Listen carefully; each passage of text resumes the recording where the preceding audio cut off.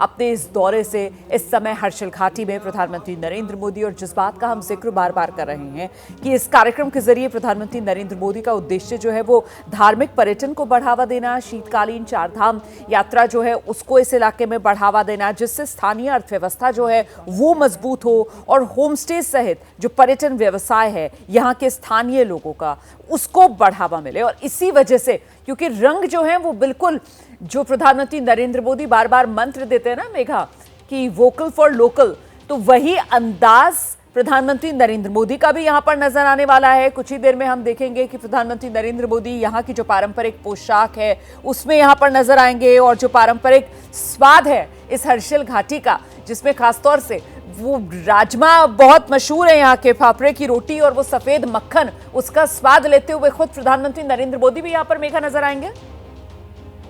मुझे ये नहीं पता कि राजमा चावल खाने का उनको मौका मिलेगा या नहीं, लेकिन आपको ये बता दूं कि राजमा इस जगह की, हर्षिल की राजमा पूरे देश में मशहूर है।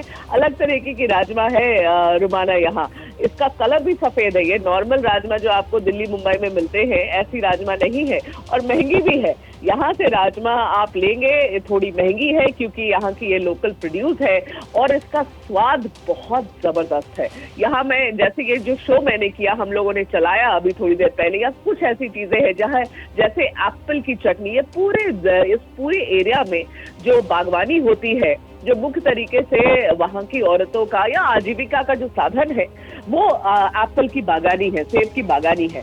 तो सेब की बहुत सारी चीजें यहाँ मिलती है रुमाना। आप अगर जाएंगे, बड़ी इंटरेस्टिंग जगह भी है। सेब के अचार भी मिलेंगे आपको, सेब को प्रिजर्व करके एप्पल साइडर्स भी मिलेगा आपको सेब की इतनी अच्छी चटनी मिलेंगी कि वो आप फिर हाथ चाटते ही रह जाएंगी। तो प्रधानमंत्री जी को वो खाना वाना आज मिलेगा कि नहीं, वो तो उसका मुझे नहीं पता है धामी जी ने क्या प्लान किया है, लेकिन कई सारी चीजें हैं। वहाँ अभी एक रैली भी वहाँ संबोधित करेंगे प्रधानमंत्री जी, और बहुत मैं कहूँ एक्सपेक्टेशंस है लोगों की, क्योंकि जैसा क्योंकि हमने 3 दिन वहाँ बताया है तो हमें समझ तो जरूर आया कि वहाँ के लोग क्या चाहते हैं प्रधानमंत्री से। वैसे तो वो बहुत ये तो एक आकर्षण की वजह थी कि भाई पूरी जगह में रंग रोगन हो रहा था, पूरी जगह तैयार हो रही थी प्रधानमंत्री के लिए, सब वेट कर रहे थे। लेकिन एक एक्सपेक्टेशन जरूर है, क्योंकि कुछ चीजों की अभाव है वहाँ पर रुमाना। किस चीज की अभाव है? एक अच्छे स्कूल की अभाव है, एक अच्छा अस्पताल की अभाव है, और क्या होता है कि लोगों को हर छोटी चीज के लिए, जैसे बच्चों की हायर स्टडीज के लिए, हायर एजुकेशन के लिए, उच्च शिक्षा के लिए, उनको इस गांव को छोड़कर, इस घाटी को छोड़कर उत्तरकाशी की तरफ रुख करना पड़ता है, जो 2 से ढाई घंटे दूर है। चलिए, पढ़ाई के लिए आप समझते हैं कि बच्चों को वहां भेजा जा रहा है, तो बच्चे के साथ तो सिर्फ बच्चों को नहीं भेजेंगे, परिवार भी वहां पर पलायन कर जाते हैं। तो पलायन की एक बहुत बड़ी समस्या है यहाँ पर। दूसरा कि यहाँ अस्पताल नहीं है, एक अच्छा अस्पताल नहीं है। तो जो मान लीजिए जिन लोगों को थोड़ी सीरियस बीमारी हो रही है, जैसे कैंसर है, टीबी है, इस टाइप की चीजें जिसकी इलाज लंबी चलती है, उन लोगों के लिए फिर यहाँ पर रहना बड़ा मुश्किल हो जाता है। तो लोगों की ये आशा है, इच्छा है, अपेक्षा है सरकार से, प्रधानमंत्री से, कि जब आए तो एक स्कूल और एक अस्पताल का जरूर वो जिक्र करें, या यहाँ पर बताएं लोगों की कि वो सुविधा वो यहाँ मुहैया कराएगी। तो लोग बड़ी, आप यहाँ पहुंचेंगे रुहाना, तो आपको पता चलेगा कि कितनी, हम कहते हैं रोड रास्ते बड़े अच्छे बने, वो बात सही है, लेकिन बहुत रिमोट इलाका है ये। यहाँ से तिब्बत की बॉर्डर, जो इंडो तिब्बत बॉर्डर है, यहाँ से 1 से 1.5 घंटे दूर है, और इसलिए यहाँ पर आईटीबीपी का बहुत बड़ा कैंप है।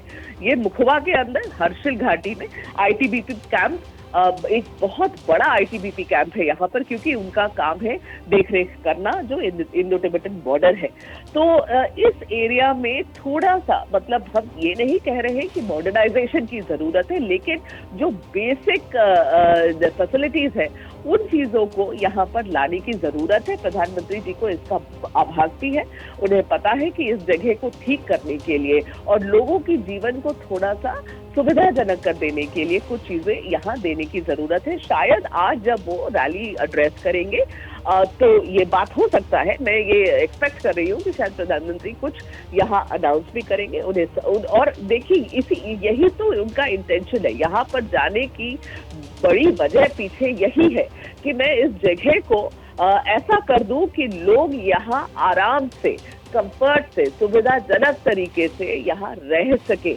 यहाँ किसी चीज का अभाव, जो बेसिक फैसिलिटी है ना, उसकी अभाव नहीं हो।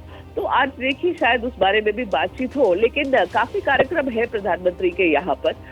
अभी तो पूजा अर्चना हो गई है, उसके बाद एक बाइक रैली है, एक सभा संबोधित करेंगे, लोगों से मिलेंगे भी वहां पर। मुझे लगता है कि कुछ एक छोटे गांव भी प्रधानमंत्री जाएंगे। यहाँ की लोकल, जैसे जब मैं गई थी तो काफी तैयारियां हो रही थी रुमाना। वहाँ की जो औरतें हैं, लोकल वेमेन, वहां पर उन लोगों का डांस प्रैक्टिस चल रहा था, गाना वाना का प्रैक्टिस हो रहा था। जो वहाँ की लोकल संस्कृति है, उस संस्कृति की डांस प्रैक्टिस वगैरह सब चल रही थी। तो हो सकता है कि आज वो सब भी डिस्प्ले किया जाए प्रधानमंत्री के सामने। तो एक तरीके से आप समझिए इस जगह को इंडिया के पर्यटन मैप पे, इंडिया के टूरिज्म मैप पर लाने की ये एक बड़ी पहल है। बिल्कुल, क्योंकि जगह वाकई में बेहद खूबसूरत है। प्रकृति के साथ संस्कृति और उसकी एक दिव्य अनुभूति होती है जब आप यहाँ पर हर्षिल घाटी पहुँचते हैं। लेकिन कितने ही लोग हर्षिल घाटी गए हैं, कितने ही लोग हर्षिल घाटी को जानते हैं और कितने ही लोग हर्षिल घाटी के आध्यात्मिक सांस्कृतिक महत्व को जानते हैं। आज उसी जानकारी को जन जन तक पहुँचाने के लिए प्रधानमंत्री नरेंद्र मोदी की ये जो यात्रा है वो बेहद महत्वपूर्ण हो जाती है।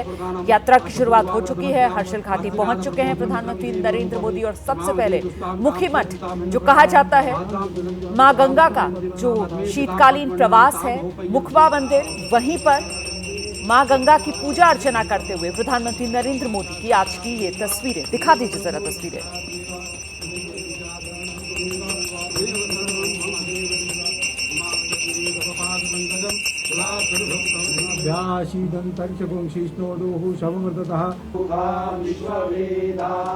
स्वस्ति नस्तारस्तु अरिष्टनेमिः स्वस्ति नो बृहस्पतिर्दधातु।